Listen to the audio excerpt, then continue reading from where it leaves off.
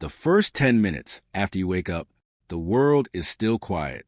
Your eyes are barely open. Your body is warm.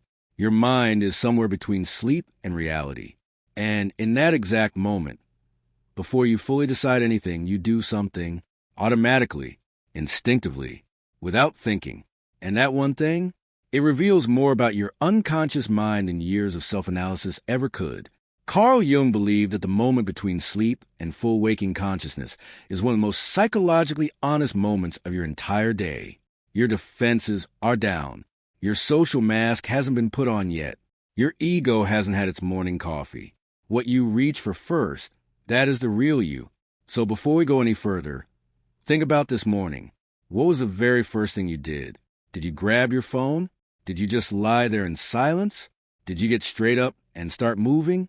Did you reach for a glass of water? Hold that answer in your mind, because by the end of this video, you're going to understand something about yourself that most people never stop to recognize. Jung described something he called a hypnopompic state, that foggy, half-awake window right after sleep ends. During this window, your conscious mind is still booting up, but your unconscious, it never went offline. All night, while you were sleeping, your deeper mind was processing emotions, fears, unresolved tensions, and desires. And the very first action you take in the morning is a direct response to what that unconscious mind was working through. It is not random. It is not habit. It is a message. Think of your morning routine the way Jung thought of dreams, not as meaningless noise, but as symbols, patterns, reflections of an inner world that rarely gets to speak out loud. Now let's explore what your first 10 minutes are actually telling you. Option 1, you reach for your phone. The screen lights up. Notifications pour in, and before your feet even touch the floor, you are already inside someone else's world. If this is you, you are not alone. Most people on Earth do exactly this. But here's what Jung would say about it. The phone is not the problem. The need behind reaching for it, that is what's worth examining. There are two kinds of phone grabbers. The first type reaches for their phone because the silence feels uncomfortable, because lying there with their own thoughts, even for 60 seconds, create a low-level anxiety they can't quite name. The phone is a distraction, but not from boredom, from themselves. Jung called this psychological avoidance. When we unconsciously fill every quiet moment with external stimulation, we are often running from something that lives inside us, an emotion that hasn't been processed, a decision that hasn't been made, a truth we're not quite ready to face. The second type reaches for their phone out of genuine connection seeking. They want to know the world is still there, that people they love are okay, that they belong to something larger than their own four walls. This is actually rooted in what Jung called the need for collective, the deep human instinct to remain connected to the tribe. Neither type is broken, but the first type has an invitation waiting for them, and that invitation is silence. Just 5 minutes of it, before the world rushes in. Ask yourself honestly, when you reach for your phone first thing in the morning, are you reaching toward something or running away from something? The answer will tell you more than any notification ever could.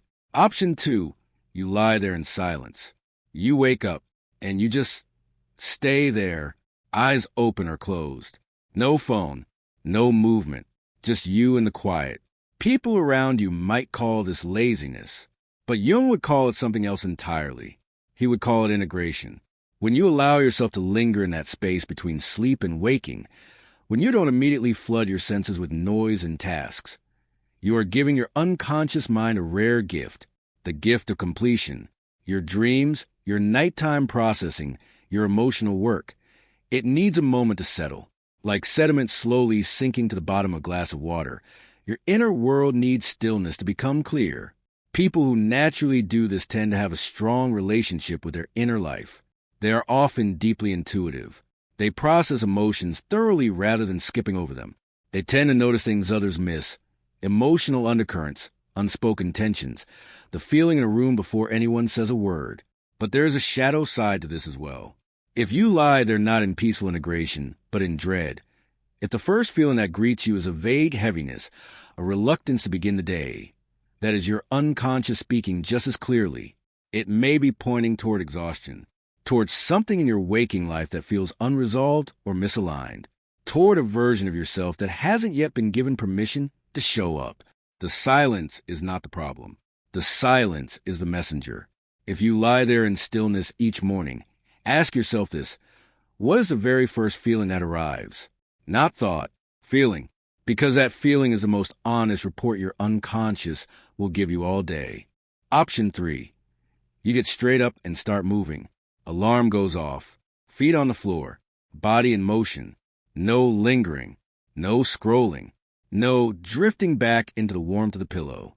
You are up and you are moving. There is something genuinely powerful about this. Jung recognized that certain psychological types express their inner life through action rather than reflection. For these people, movement is not avoidance. It is their natural language. Getting up immediately often reflects a psyche that feels most alive when it is building something, progressing towards something, contributing to something. These are people who measure themselves by momentum, by output, by the distance between where they were and where they are now. There is real courage in this, real discipline, real forward energy. But Jung also warned about what he called the persona trap, the danger of becoming so identified with what we do that we forget to examine who we are. For the person who leaps out of bed and immediately begins producing, the morning itself becomes a performance. And sometimes high performance is the most sophisticated form of avoidance. Are you moving towards something that genuinely excites you? Or are you moving fast enough that certain feelings can never quite catch up? The invitation for you is not to slow down permanently. Your energy is a gift. But try this just once. Lie still for 2 minutes after you wake up. Don't do anything. Notice what thoughts arrive when motion is no longer there to outrun them. Those thoughts are waiting to tell you something important. Option 4. You drink water. Before the phone. Before the to-do list. Before anything else, you reach for water. This might seem like the most physical of all 4 choices. Just hydration. Just biology. But look deeper. The person who instinctively reaches for water first is unconsciously honoring something Jung considered essential to psychological health: the relationship between the self and the body. Water as a symbol appears across virtually every culture and every mythology in human history. Jung wrote extensively about water as one of the most powerful archetypes of the unconscious itself. Fluid, deep, life-giving, capable of both nourishing and overwhelming. When you reach for water first, you are, on some level, choosing to nourish yourself before you give anything to the world. You are acknowledging that you are a physical being. That care begins from the inside, that your needs are valid before the day makes its demands. This is quietly, profoundly healthy. People who gravitate toward this morning behavior tend to have a natural wisdom about self-care, not the performative kind, the real kind, the kind where you know, almost instinctively, that you cannot pour from an empty vessel. But here is the question worth sitting with. Does this same instinct carry into the rest of your day? Do you nourish yourself with the same consistency? Or does that self-care exist only in the quiet of the morning, before the world has taken its portion of you? Your first gesture toward water is a beautiful signal. The question is whether you listen to that same signal throughout the rest of the day. Here is what Jung understood that most of us don't. We spend an enormous amount of energy trying to understand ourselves through analysis, through conversations, through self-help frameworks and personality tests and therapists' offices. And all of that is value. But some of the most honest information about who we are and where we are is already available to us every single morning. In the first unguarded, unperformed, unfiltered moment of the day, your morning behavior is not something you decided. It is something you are in that brief window before you begin deciding anything. The phone reacher is not weak. They may be carrying more than they've admitted to themselves. The still liar is not lazy. They may be doing the deepest work of all. The immediate mover is not driven. They may be outrunning something that deserves to be turned and faced. The water drinker is not simply healthy. They may be the person most naturally attuned to what they actually need. None of these is better than the others. All of them are honest. And honesty, even when it's uncomfortable, is always where growth begins. Jung said that until you make the unconscious conscious, it will direct your life and you will call it fate. Your morning is not fate. It is a message. And now that you've heard it, what you do next is entirely up to you. So tell me in the comments, what is the very first thing you do after you wake up? Not what you think you should do, what you actually do. Because someone watching this right now is going to read your answer and feel seen for the first time in a long time. That's the power of honesty. If this video made you look at yourself a little differently, that's exactly what it was meant to do.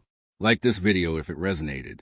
Subscribe if you want to keep exploring the deeper patterns of the mind through the lens of psychology. And remember, your unconscious is not your enemy. It is simply the part of you that hasn't been listened to yet. Start listening, starting tomorrow morning.